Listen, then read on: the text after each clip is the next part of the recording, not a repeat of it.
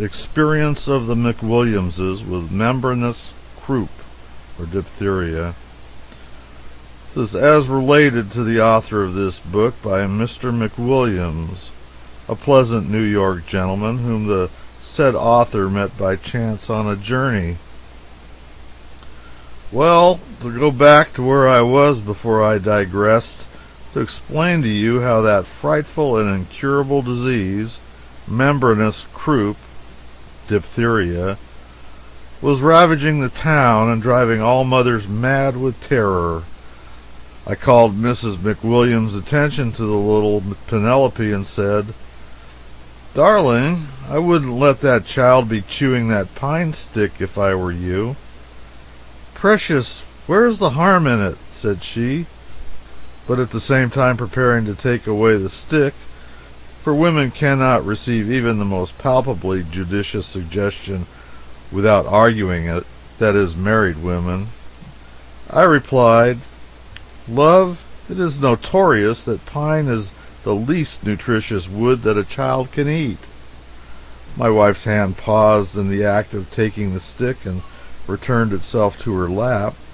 She bridled perceptibly and said, "Hubby, you know better than that.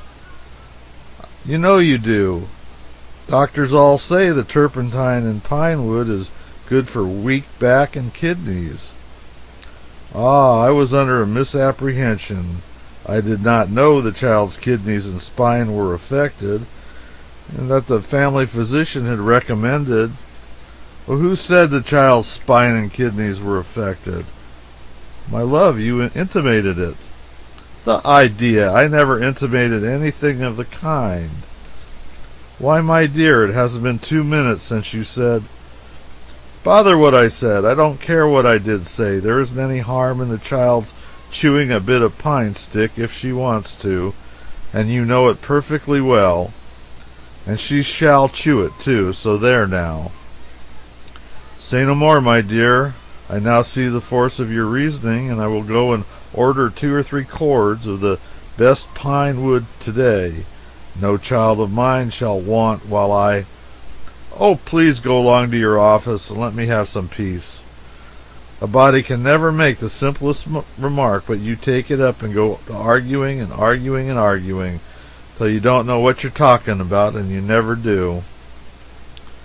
"Very well, it shall be as you say, but there's a want of logic in your last remark which—" However, she was gone with a flourish before I could finish, and had taken the child with her.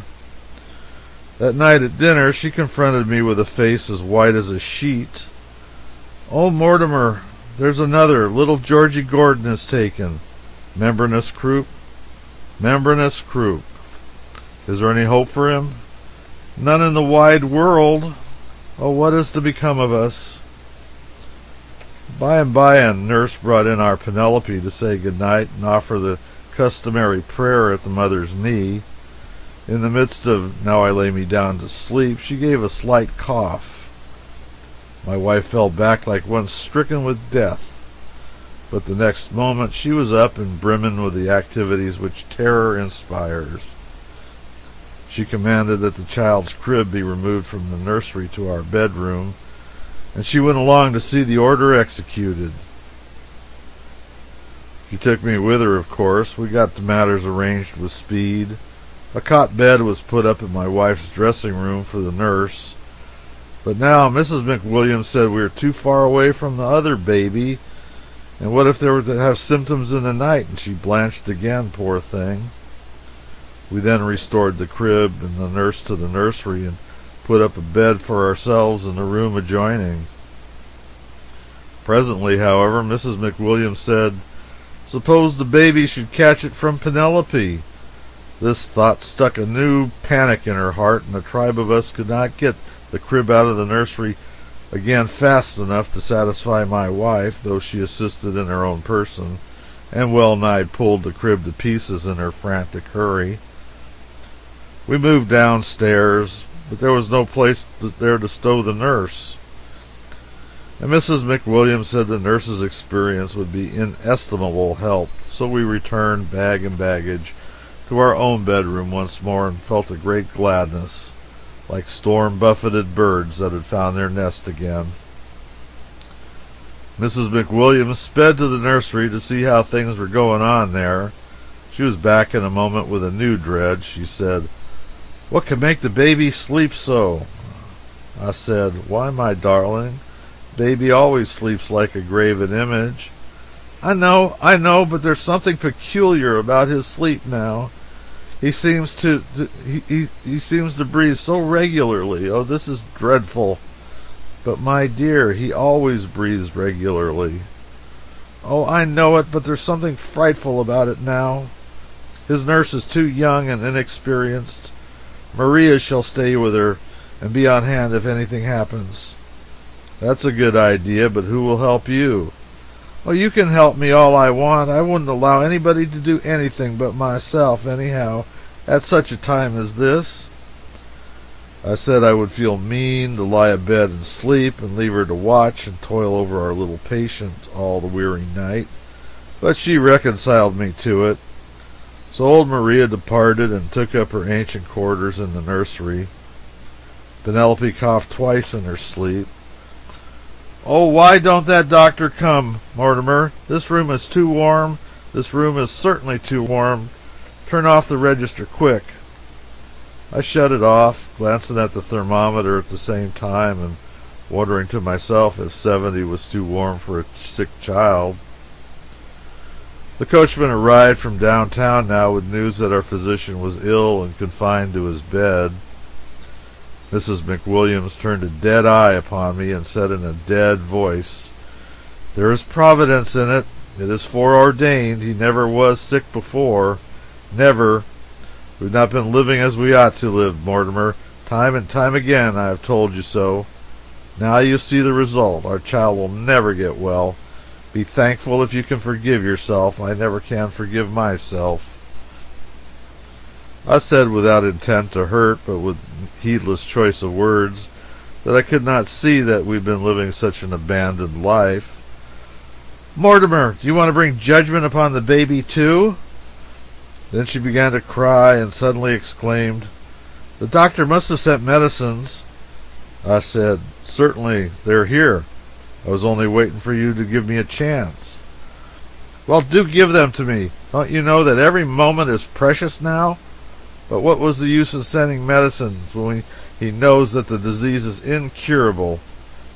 I said that while there's life, there's hope. "Hope, Mortimer? You know no more about what you're talking about than a child unborn. If you would, as I live, the directions say, give 1 teaspoon once an hour, as if we had a whole year before us to save the child in. Mortimer, please hurry. Give the poor perishing thing a tablespoon, and try to be quick." "Why, my dear, a tablespoon might—" "Don't drive me frantic. There, my precious, my own. It's nasty bitter stuff, but it's good for Nellie. Good for Mother's precious darling, and it'll make her well. There. Put the little head on Mama's breast and go to sleep, and pretty soon— oh, I know she can't live till morning. Mortimer, a tablespoon every half hour will— oh, the child needs belladonna too. I know she does. And aconite. Get them, Mortimer. Now do let me have my way. You know nothing about these things." We now went to bed, placing the crib close to my wife's pillow. All this turmoil had worn upon me, and within 2 minutes I was something more than half asleep. Mrs. McWilliams roused me.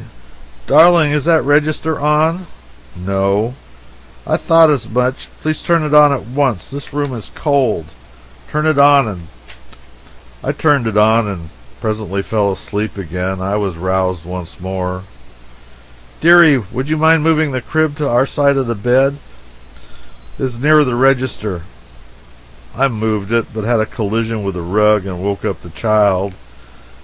I dozed off once more while my wife was quieting the sufferer, but a little while these words came murmuring remotely through the fog of my drowsiness. "Mortimer, if we only had some goose grease, will you ring?" I climbed dreamily out and stepped on a cat, which responded with a protest, and would have got a convincing kick for it if the chair had not got instead. Now, Mortimer, why do you want to turn up the gas and wake the child again? Because I want to see how much I am hurt, Caroline. Well, look at the chair, too. I have no doubt it is ruined. Poor cat. Suppose you had... No, I'm not going to suppose anything about the cat. It never would have occurred if Marie had been allowed to remain here and attend to these duties, which are in her line and are not in mine. Now, Mortimer, I should think you'd be ashamed to make a remark like that. It is a pity if you cannot do the few little things I ask of you at such an awful time as this, when our child... There, I will do anything you want, but I can't raise anybody with this bell. They're all gone to bed. Where's the goose grease? On the mantelpiece in the nursery, if you'll step there and speak to Maria. I fetched the goose grease and went to sleep again. Once more I was called.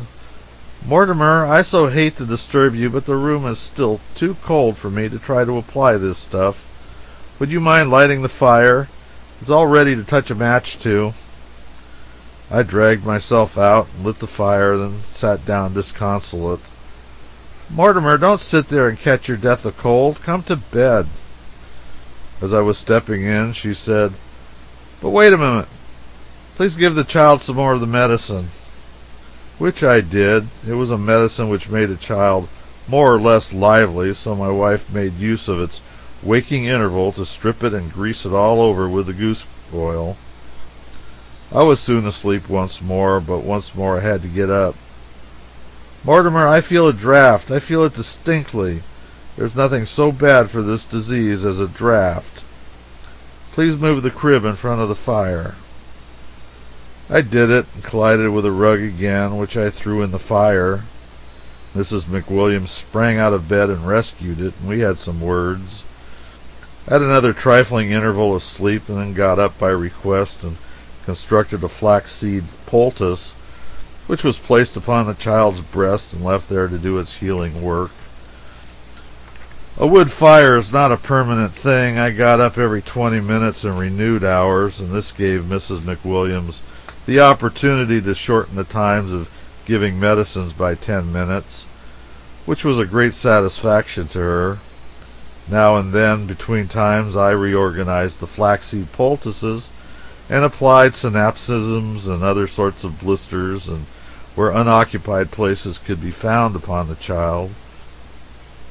Well, toward morning the wood gave out, and my wife wanted me to go down cellar and get some more. I said, My dear, it is a laborious job, and the child must be nearly warm enough with her extra clothing. Now, mightn't we put on another layer of poultices? And I did not finish because I was interrupted. I lugged wood up from down below for some little time, then turned in and fell to snoring as only a man can whose strength is all gone and whose soul is worn out. Just at broad daylight I felt a grip on my shoulder that brought me to my senses suddenly. My wife was glaring down upon me and gasping. As soon as she could command her tongue, she said, It's all over, all over. The child's perspiring. What shall we do?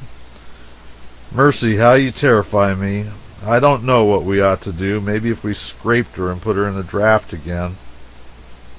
Oh, idiot! This is not a moment to lose. Go for the doctor. Go yourself. Tell him he must come, dead or alive. I dragged that poor sick man from his bed and brought him. He looked at the child and said, She was not dying. This was joy unspeakable to me, but it made my wife as mad as if he had offered her a personal affront. Then he said the child's cough was only caused by some trifling irritation or other in the throat. At this I thought my wife had a mind to show him the door. Now the doctor said he would make the child cough harder and dislodge the trouble. So he gave her something that sent her into a spasm of coughing, and presently up came a little wood splinter or so. This child has no membranous croup, said he. She's been chewing on a bit of pine shingle or something of the kind and got some slivers in her throat. They won't do her any hurt. No, said I can well believe that. Indeed, the turpentine that's in him is very good for certain sorts of diseases that are peculiar to children. My wife will tell you so. But she did not. She turned away in disdain and left the room. And since that time there's one episode in our life which we never refer to. Hence the tide of our days flows by in a deep and untroubled serenity.